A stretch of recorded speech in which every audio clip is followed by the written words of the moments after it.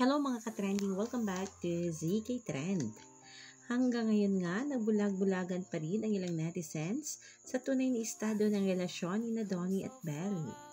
Wala mang inamin ang Don Belle ay kitang-kita naman sa galawan pa lang nila. Walang fan service at sobrang napakaluki nga ng ating Don Belle.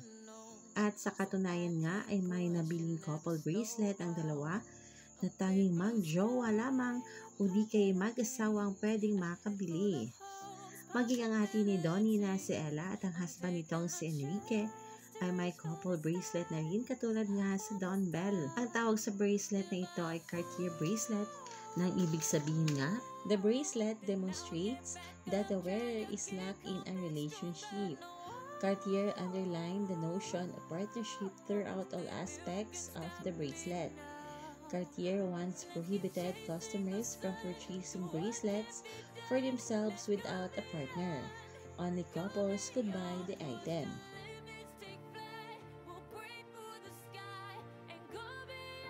Naispatan nga ang Cartier bracelet ng Don Belle noong taping nga ng kanilang hit series na How to Spot a Red Flag.